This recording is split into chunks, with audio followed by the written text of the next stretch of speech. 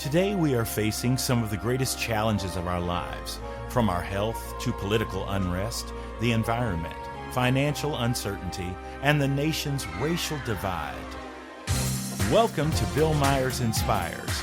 My idea for this show was to invite guests and get the conversation started, to take a deep dive into the issues that impact our world with an eye to exploring solutions.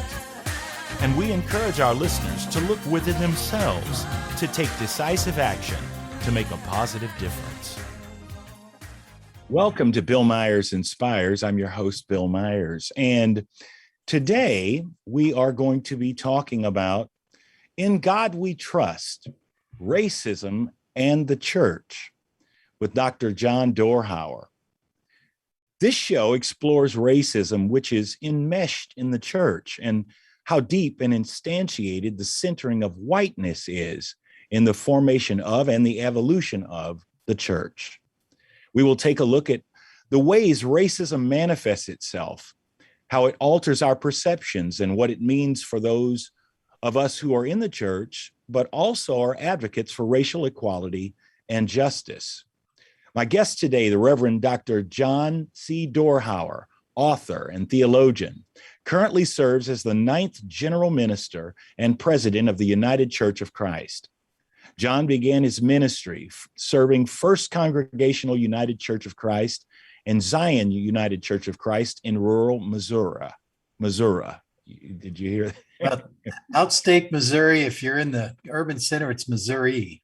Okay. He then served as Associate Conference Minister in the Missouri Mid-South Conference, and then Conference Minister of the Southwest Conference of the UCC prior to his election as General Minister and President. Dorhauer received a BA in philosophy from Cardinal Glennon College in '83 and has a Master of Divinity degree from Eden Theological Seminary and that same year. So, John, welcome to the show today, and I'm so thrilled to have you. Yeah. It's always good to be here, Bill. Yeah, and so I'm excited about this conversation. As you know, we've spent, the good portion of my time doing Bill Myers Inspires focused on social justice and racism in America, and we've done a show together a couple of times, racism and faith leaders and so on. But this one is pretty intriguing because I actually asked you what would we like to talk about? What is sort of burning in your soul to speak about at this time? And for you to talk about racism and the church, I thought, well, there's nothing more fitting at this time than to have that conversation. So again, I welcome you, and I'm very interested in hearing initially what it was or what it is within you that seems to be a burning desire that this is the topic to discuss today. So, many of us, our passion is dismantling racism and its root, white privilege, white power, white supremacy. And one tends to think of the church as an ally in that anti-racist vision that we have. But the church has to come to terms with the fact that racism comes out of the church. And that the roots of the church's commitment to racism and the centering of whiteness is deep. And I hope we get a chance to talk about how deep that goes. Mm-hmm. And,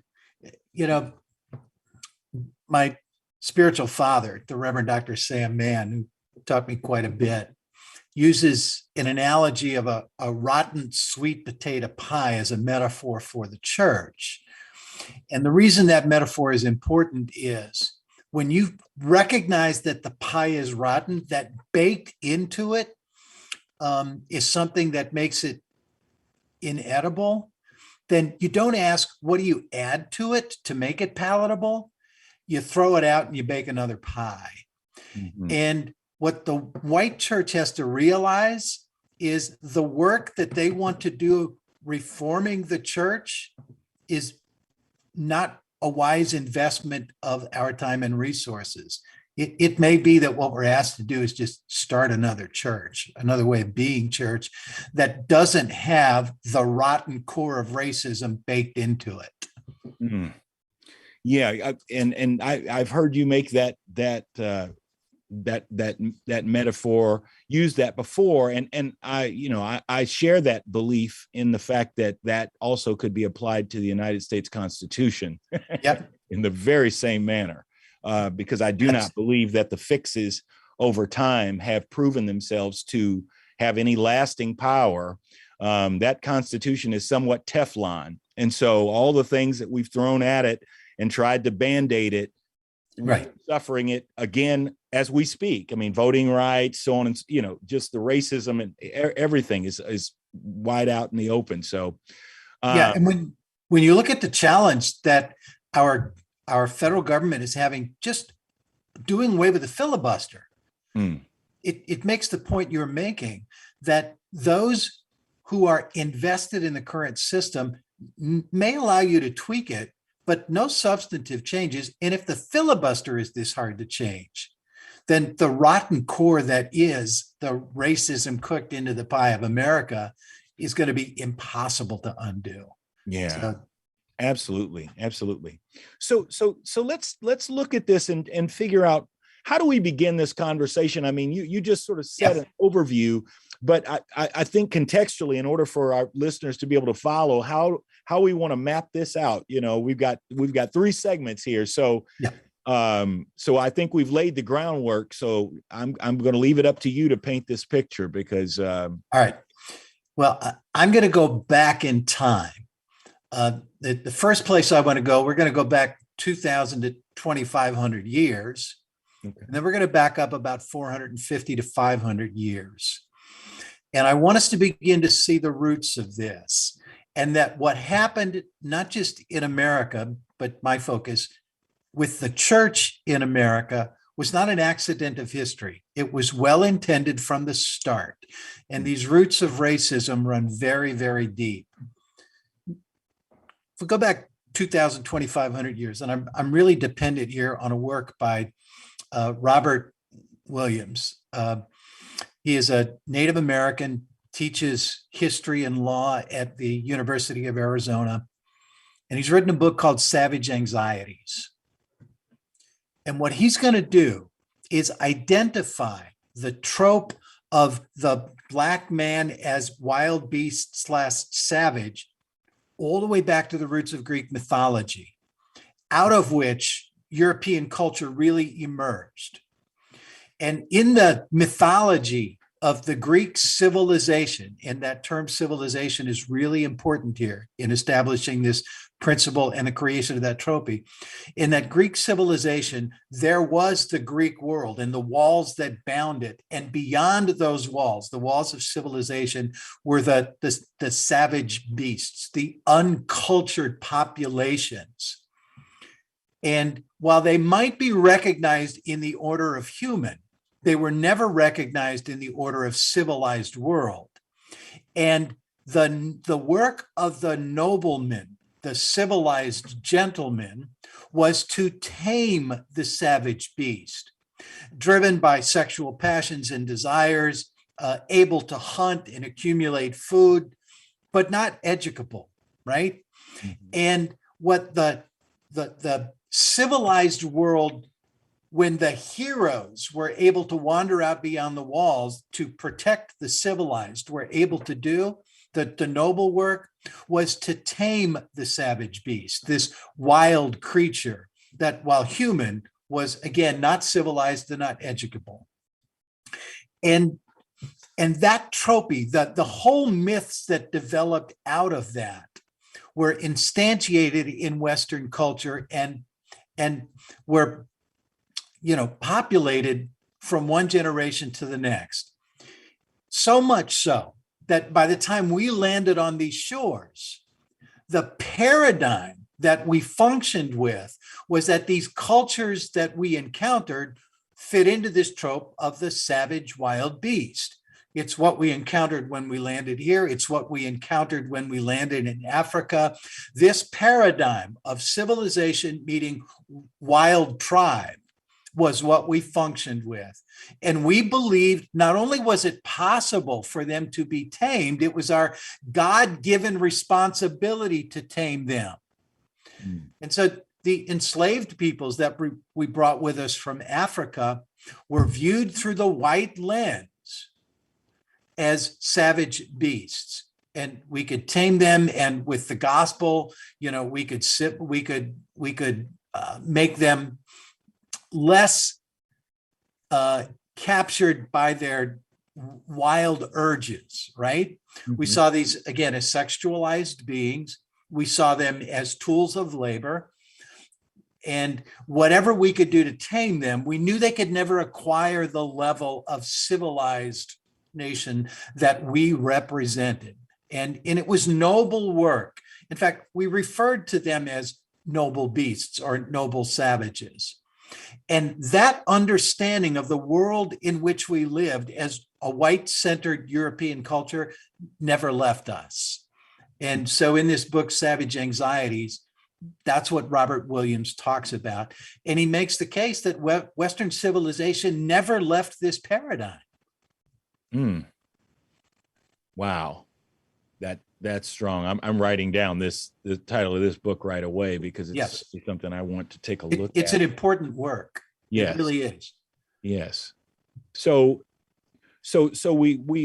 we come back from I mean, as far back as Greek mythology and this idea, this category of, savage beasts that applies to everybody but us, right? Yes. Everybody but us. Is it found in the idea that we don't is it so shallow that when we just meet a stranger, that is our natural processing? Or where does the skin color and these aspects, these separators, come into play? So let's talk about a white child growing up in St. Louis, as I did, with a racist white father. Here's how it shows up. When we drove down the streets of North St. Louis, and all of a sudden the skin color of the neighborhood and the families that populated them changed, my dad would reach behind himself, lock the doors of our car. He didn't say anything, but what was he communicating? That outside the walls of this safe enclave that I have inside this car are the savage beasts that can't be tamed. And you are no longer safe, but I'm going to protect you. That was the message being sent. And he didn't have to say anything, but I would grow up believing that these families in this part of the city, now that we've crossed outside the walls of the civilized suburbs where we live, that because of that, the land was no longer safe, right? That's one of the ways that it would manifest itself.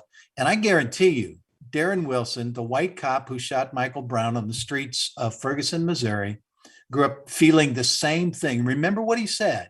When he stopped that car on the Canfield Green in Ferguson, he felt threatened. Why did he feel threatened? Because on the other side of the safety of his neighborhood, there lurked these savage beasts. And all Michael Brown had to do was show up black, and he was presumed a threat and dangerous because he was an untamed, savage, wild beast. This is how it continues to manifest itself, this trophy, this paradigm in white America today. Wow.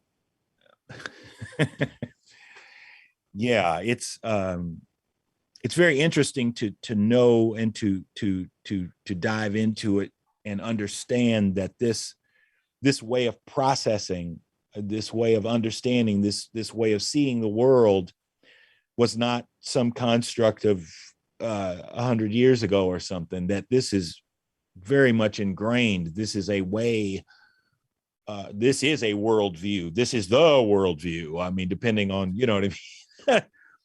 It's incredible, John. I am. When we come back from the break, we'll fast forward to the year 1492, right? And what happened when the Europeans landed on these shores and what they brought with them. Yeah. And we'll see even with that how deep this is. Wow. Well, this is a fascinating conversation, and I'm so glad to share this time with you, my friend. And again, you always make it worthwhile. You always bring it, and I always learn so much, and I'm grateful to you for that and for sharing that with our audience today. We are ready for a break at this point, and you are listening to Bill Myers Inspires. I'm your host, Bill Myers, and you're listening to the Inspired Choices Network, and I'm here today with my guest, John Dorhauer, as we talk about In God We Trust, Racism and the Church. We'll be right back in just a moment. Today, we are facing some of the greatest challenges of our lives, from our health to political unrest, the environment, financial uncertainty, and the nation's racial divide. Tune in every Friday at 3 p.m. Eastern Standard Time for Bill Myers Inspires, as he and his guests take a deep dive into the issues that impact our world with an eye to exploring solutions. Emmy Award-winning actor Bill Myers is an accomplished actor, jazz musician, filmmaker, writer, educator, and speaker. As a biracial man who's both black and white, Bill leverages his background, talent, and voice through creativity, compassion, and connection as activism for social justice to focus on uniting the divide and compelling change. Bill Myers Inspires encourages listeners to look within themselves and take decisive action to make a positive difference. For more information, visit his website, billmyersinspires.com, and sign in for the latest news and updates.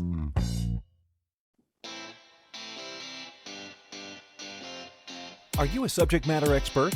Are you here to share your expertise with an audience waiting to hear from you in only the way you can deliver?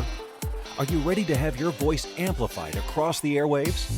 Inspired Choices Network has a global radio platform streaming to millions of people across the world. Professionally produced and supported by an accomplished team every step of the way, you can broadcast from anywhere in the world, knowing your voice matters, and we ensure it is delivered with ease and efficiency. Eager to hear your message, the world awaits. Contact us today to become an Inspired Choices Network radio host. Email become a host at inspiredchoicesnetwork.com.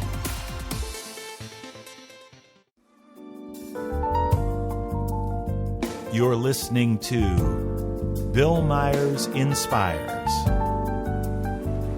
here on the Inspired Choices Network. We're here every Friday at 3 p.m. Eastern Standard Time. Thank you for joining us. And now, let's get back to the conversation. We are back. You're listening to Bill Myers Inspires, and today we are discussing In God We Trust, Racism and the Church with my guest, Dr. John Dorhauer. So, John, you're going to take us up into the future. Back to the future. Back to the future. So, go ahead.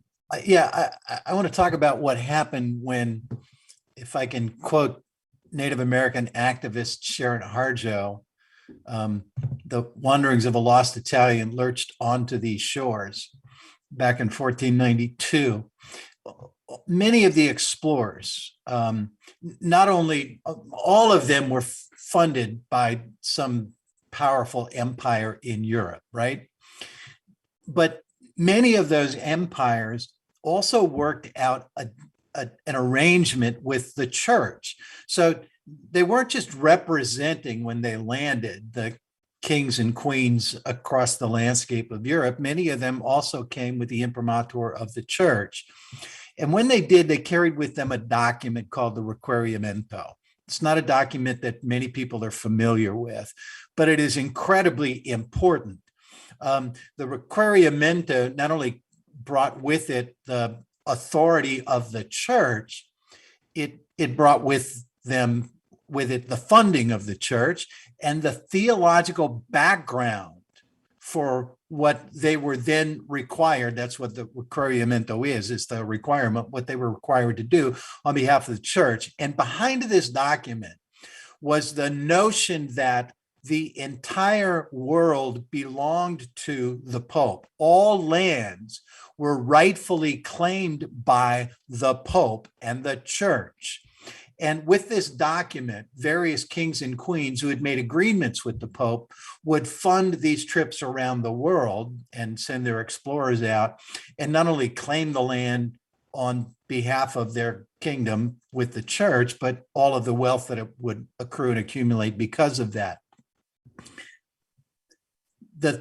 That theological notion that these lands belonged to the Pope, to the church, who was the emissary of Christ himself, that was the thinking behind this, led to this. And this is the language, and I'm going to read this directly from the document.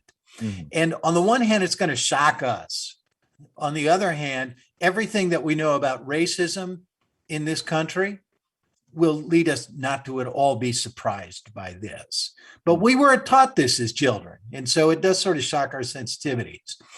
So after having landed, the explorer would open up this document called the requirimiento and begin reciting it. Now, if it's a first encounter with the people, they don't know your language and you don't know their language. Right. But the consequences to this, which we'll get to, are severe. And so the capability of that indigenous tribe to understand immediately what's being communicated to them is, this is very urgent because literally their life is at stake. The document begins by talking about who we are, where we come, on whose behalf we come, what we're going to do. This land is ours, and here are your choices. And they would even write in the document, we've done this in other places, and the people were friendly and understood immediately what we were asking of them, adopted the Christian faith, and became a land of peace to us all. That begins. And then we get to this. Therefore, we ask and require, that's the requirimiento, that you consider what we've said to you, and that you take the time that shall be necessary. All those we'll get to in a minute. You better do it quick. Take the time that shall be necessary to understand and deliberate upon it. And that you acknowledge the church as the ruler and superior of the whole world, and the high priest called the Pope, and it is named the king and queen of our land, as superiors and lords and kings of these lands. That's the claim. If you do so, you will do well in that which you are obliged to do to their highnesses, and we in their name shall receive you in all love and charity, and shall leave you, your wives, and your children, and your lands free without servitude. But, and here's the but, if you don't do this and maliciously make delay in it, in other words, you better hurry up. I certify to you that with the help of God, note that, and this is the connection I'm making to the church. This is the church landing on these shores with its premeditated understanding of how the civilized world encounters the savage world. With the help of God, we shall powerfully enter into your land, make war against you in all ways and manners that we can, and shall subject you to the yoke and obedience of the church. We will take you, we will take your wives, we will take your children and make slaves of them, and as such shall sell and dispose of them as their highness, the Pope, may command. And we'll take your goods, and we shall do to you all of the mischief and damage that we can, as to vassals who do not obey. This is the document carried by the conquerors on behalf of the church. This is how the church entered these lands. And it has never altered its understanding of its place in history and its role on behalf of God. And it still believes that its responsibility is to encounter the savage in others and tame it for the sake of God. And the consequences for not receiving what the church is offering are as dire as they describe them here. That's how the church entered these shores. And this is the church we're talking about populating today. Wow. Wow. John, it's amazing. And it does it does ring as consistent. You know what I mean? As far as how we see things today, and to know that was always the groundwork, and that was something that was being, I don't even want to say promoted. I mean, by the church. It's beyond promotion. That's a bully if I've ever heard of. I mean, that type of over the top behavior. And I just struggle with the idea of Christ-like is being absent from every bit of that type of narrative. Every bit of it. I remember reading Vincent Harding before he died, was a historian and theologian, taught at Eden Seminary in Denver. And he wrote a series of history books called There Is a River. And they document the untold stories of the enslaved peoples of Africa's resistance, what they would do to resist, which are never told to us in the history books. But in the introduction to the book, I remember him saying that the first understanding that these enslaved peoples from Africa had of this church was that one of the slave ships that they were held in was called the Corpus Christi, the body of Christ. Yeah. What's Christian about that? Yeah. And what is the church communicating, not only about its power, but about what it wants to do with its power when it lands upon these shores and sees the inhabitants not only as other, but as inhuman and uncivilized. And immediately opt to subject them to, the terrorism. I mean, there's no better word for it than terrorism. That's exactly what it is. Wow. Yeah, I'm without words, and much of this as I'm processing. I was looking at my notes from my producer, who says speechless over here. Yeah, I'm much the same space. So, General Minister and President of the United Church of Christ, we are a white-centered denomination. You can't be the church in America, black, white, brown, red, without emerging out of this centering of whiteness. And we just hired a firm that does this professionally, right? To take a look at how we continue to center whiteness. Where is it written into our documents? How does it manifest itself in our hiring practices? Where does it show up in how we relate to one another and conduct meetings with one another and run our HR department? I mean, they're going to do what we call a thorough race audit. And we want to know, what are the remnants and the vestiges of this way of entering this world as church that are still manifest in us today, even given our commitments to anti-racism? And I think that's an important engagement for any of us who want to understand not only what are the roots of this, but how does it continue to manifest itself in how we see each other today and how we treat each other today? Yeah. Yeah, that's hugely important. And I'll share a story with you briefly. There is a when I was in high school, there was, it was certainly a racial divide within the school itself. And it actually is even more evident today when I look at the alumni groups that populate Facebook. Yes. And there's the black ones and the white one. And somehow it's like even the folks that did not realize that there was a divide in the school. I was just pointing out to a friend of mine, I said, even if you just go on Facebook now, it's like, this is exclusively the black kids' experience of the high school, which is now closed. So this is all we have as far as community are these little populations on Facebook. But there was a country club here in Indianapolis, and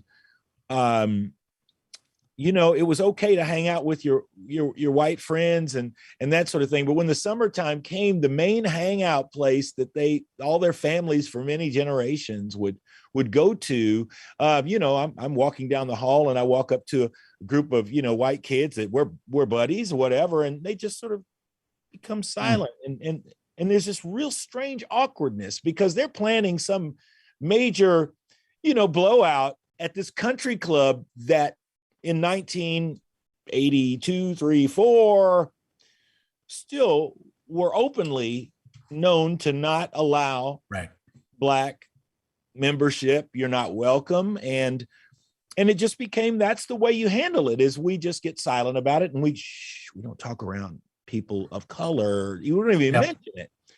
So very recently, and I know we're up for a break, but I want to finish this point. I had a white classmate reached out to me who was appalled by this whole thing, started sharing a story with me and said that there was an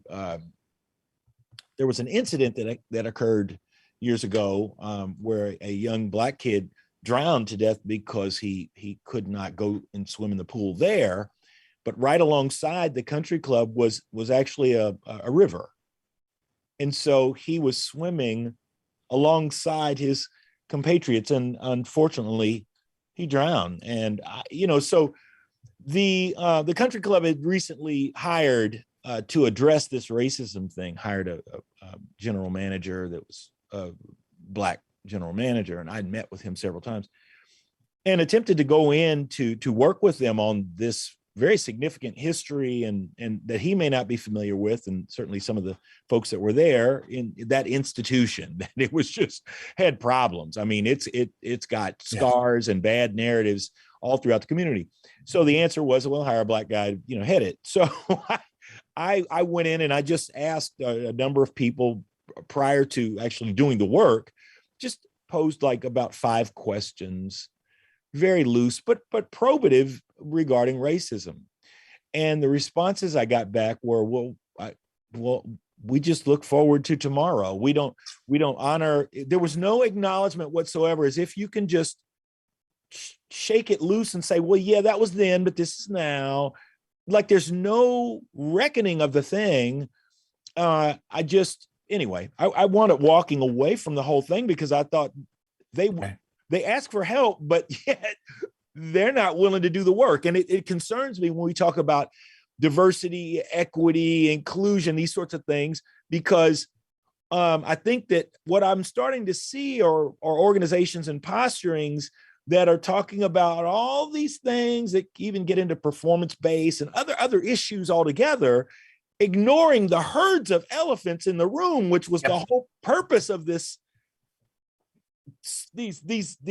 systems, or diversity, inclusion, to address the racism. But we want to talk about everything but the racism and use this language. I don't know. I just needed to share that because I'm not sure. So I'm happy to hear of the audit taking place and the boldness of saying this is what we're going after, guys, and not losing focus into the sort of slick talk that makes everybody comfortable. It's all very uncomfortable. I mean, it is. So is uncomfortable. I mean, but I know unless we are willing to take a hard look at ourselves, there is absolutely no chance. No chance. That's right. For us to get there. I'm going to take that break right now. You are listening to Bill Myers Inspires. Today's topic is In God We Trust, Racism in the Church, with my good friend, Dr. John Dorhauer. We'll be back in just a moment. Today, we are facing some of the greatest challenges of our lives, from our health to political unrest, the environment, financial uncertainty, and the nation's racial divide. Tune in every Friday at 3 p.m. Eastern Standard Time for Bill Myers Inspires, as he and his guests take a deep dive into the issues that impact our world with an eye to exploring solutions. Emmy Award-winning actor Bill Myers is an accomplished actor, jazz musician, filmmaker, writer, educator, and speaker. As a biracial man who's both Black and white, Bill leverages his background, talent, and voice through creativity, compassion, and connection as activism for social justice to focus on uniting the divide and compelling change. Bill Myers Inspires encourages listeners to look within themselves and take decisive action to make a positive difference. For more information, visit his website, billmyersinspires.com, and sign in for the latest news and updates.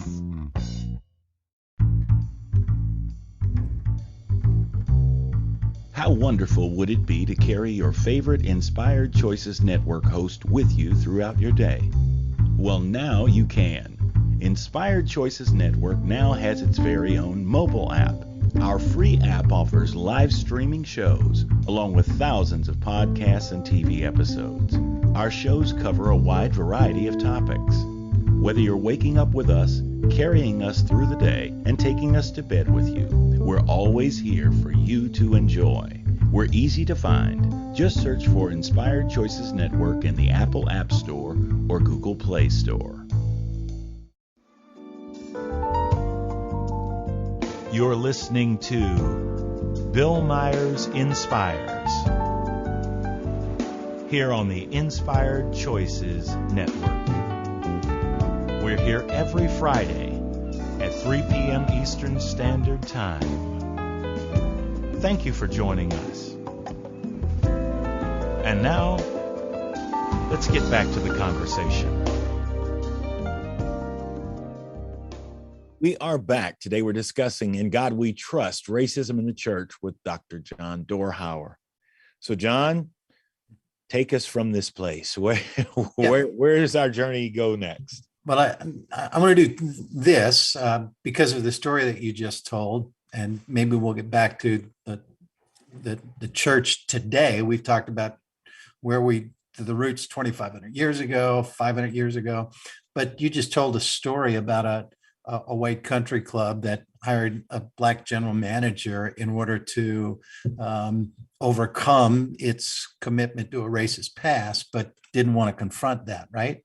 Mm-hmm. And the key to understanding white investment in anti-racism work, it's hard to say this is true of everybody, but true generally, mm-hmm. is whites engage in this work to the extent that it has the potential to assuage their guilt about it.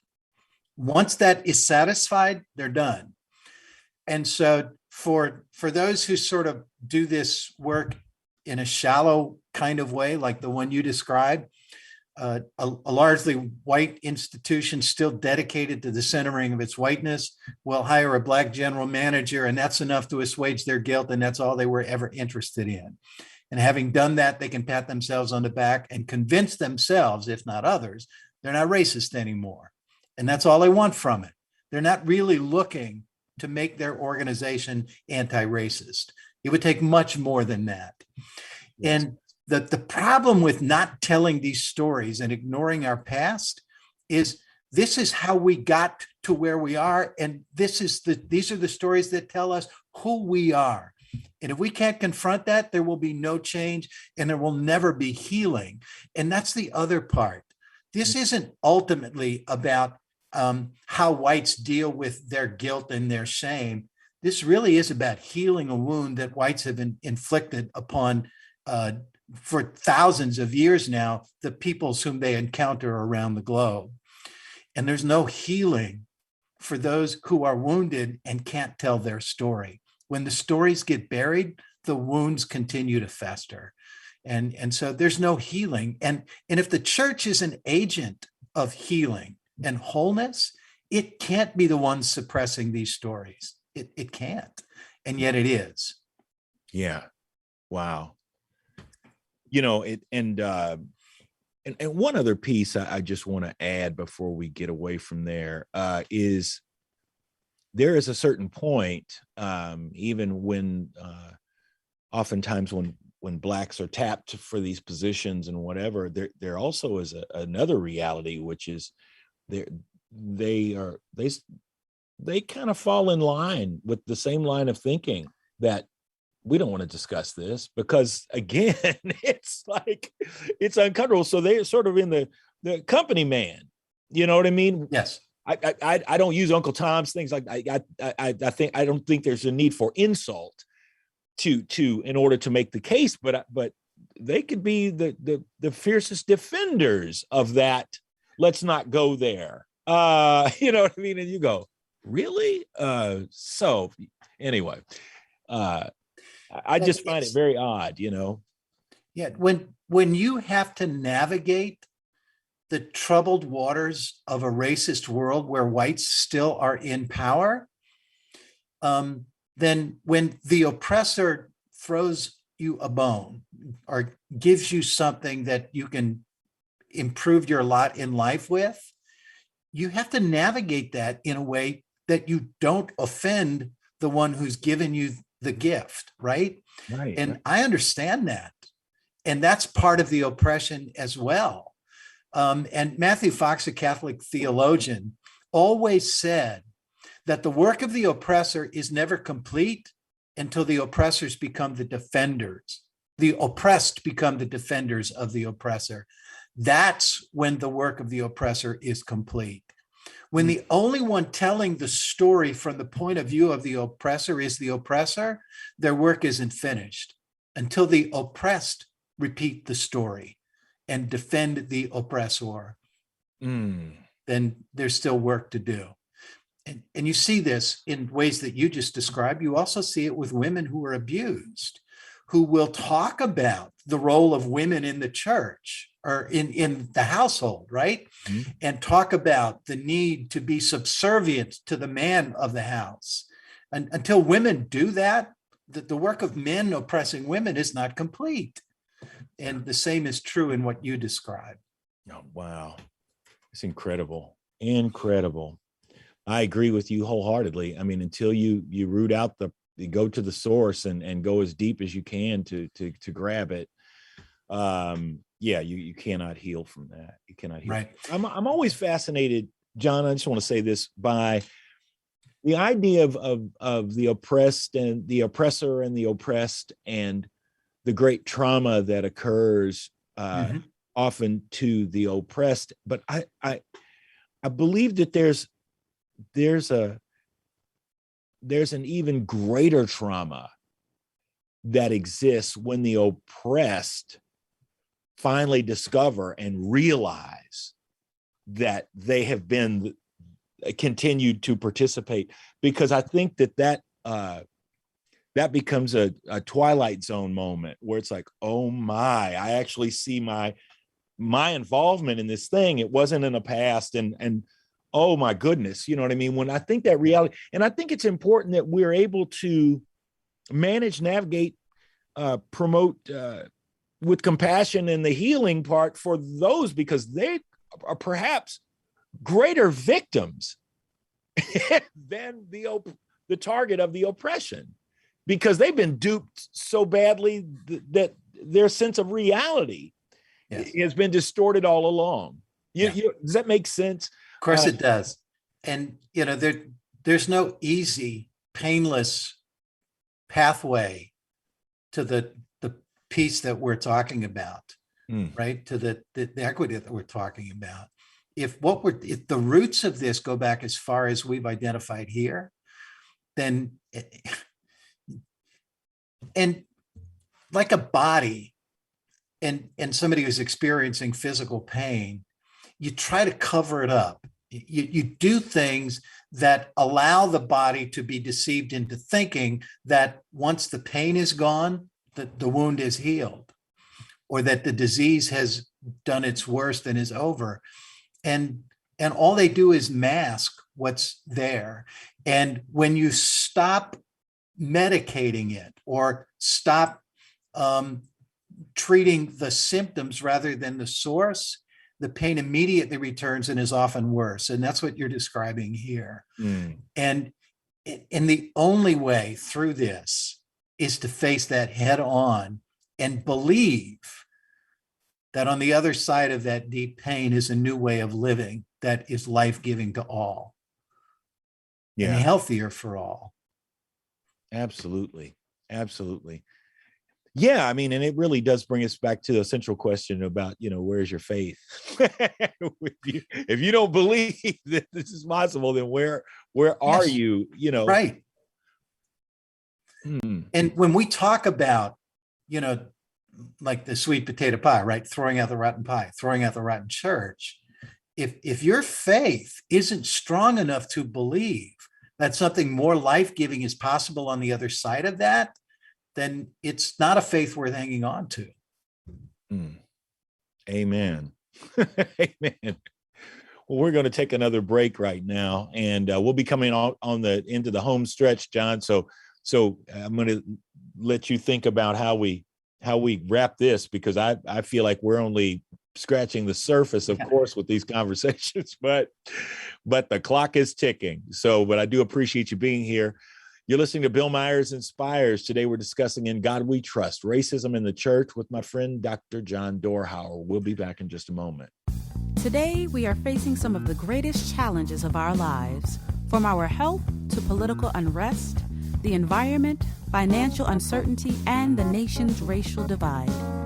Tune in every Friday at 3 p.m. Eastern Standard Time for Bill Myers Inspires, as he and his guests take a deep dive into the issues that impact our world with an eye to exploring solutions. Emmy Award-winning actor Bill Myers is an accomplished actor, jazz musician, filmmaker, writer, educator, and speaker. As a biracial man who's both black and white, Bill leverages his background, talents, and voice through creativity, compassion, and connection as activism for social justice to focus on uniting the divide and compelling change. Bill Myers Inspires encourages listeners to look within themselves and take decisive action to make a positive difference. For more information, visit his website, billmyersinspires.com, and sign in for the latest news and updates.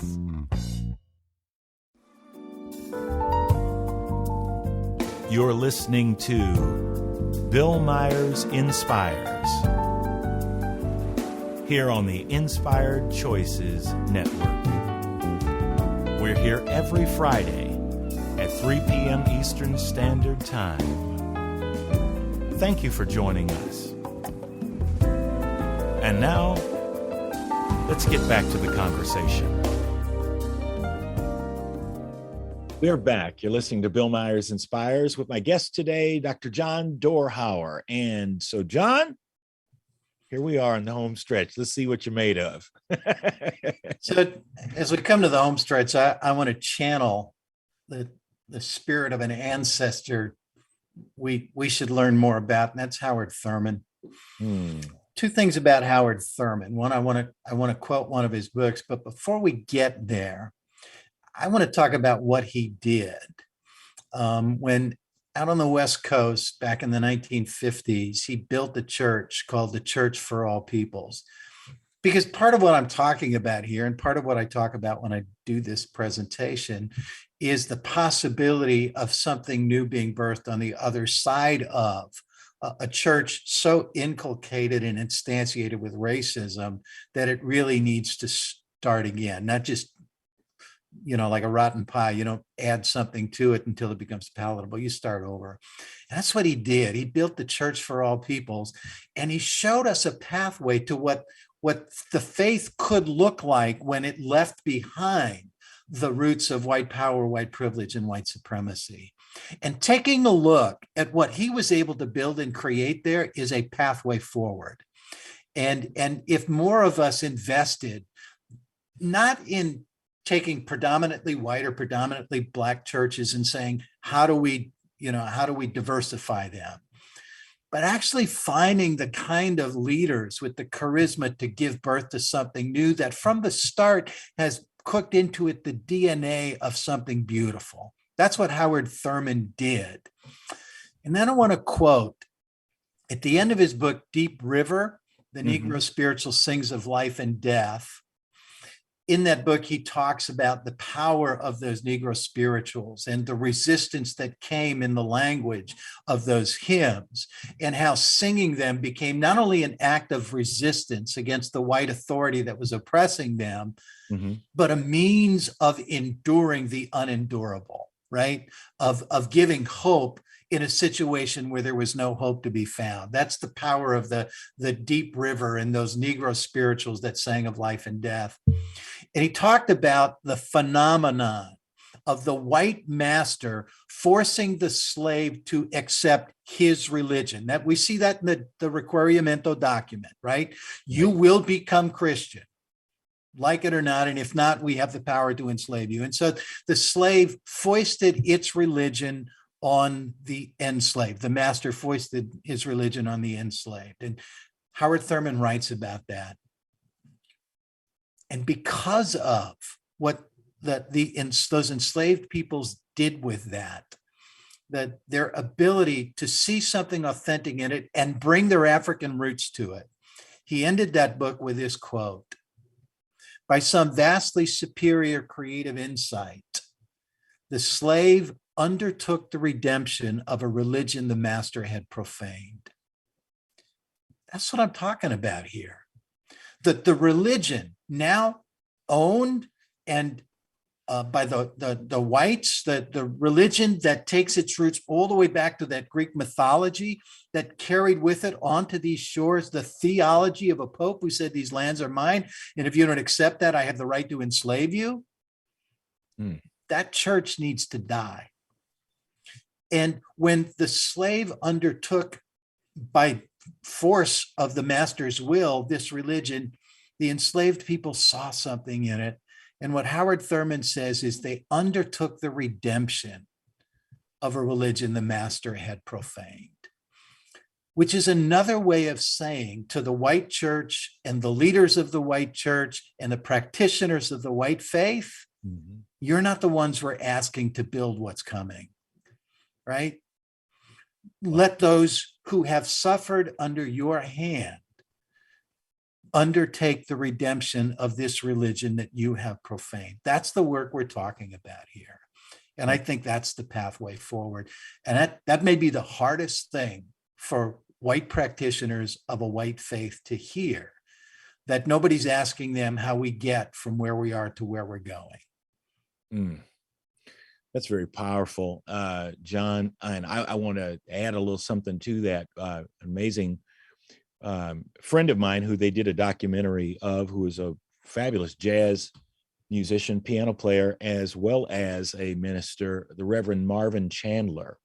And oddly enough, he was great friends with Howard Thurman. In fact, when he built his church, the Church of All People out in San Francisco, he reached out to Marvin Chandler, and Marvin went out and met with him, and they smoked a pipe and had a moment. And Howard Thurman asked Marvin to be the pastor of that church. And you can imagine the greatness of Howard Thurman and the church that he built, asking someone else to be the pastor. And Marvin said, "What in the world? Why would you want me to be the pastor of this church?" And Howard Thurman simply said, "I just love to hear you preach." And so the spirit of that moment and that type of energy and essence, I have shared many musical moments with the Reverend Marvin Chandler. That's beautiful. And so very near and dear to me, and he is still in touch with Howard Thurman's kids and offspring and that sort of thing. But he's a precious soul. So anyway, I just wanted to throw that at you. See, but yeah, that's powerful stuff. John, I thank you once again for being here today. Always a pleasure. And I thank you all for listening to Bill Myers Inspires today, as we discuss In God We Trust, racism in the church, tackling these very tough topics as always. And again, if we're not talking about them, we're certainly not fixing them. So that's the deal. So I thank you so much for being with us today. And I know we're running out of time, so I'm in blab mode. So John, any last word you'd like to say? Bill, this is, you and I have talked a number of times. I consider it an honor, and it means a lot to me that you've asked me back. And so thank you. And this is hard work. It's meaningful work. It's going to take everything we have, but it's worth everything we have. So let's do it together. Together it is. Thank you so much. Have a wonderful week, everybody, and we'll talk to you soon. Thank you for spending your afternoon right here with us at Bill Myers Inspires.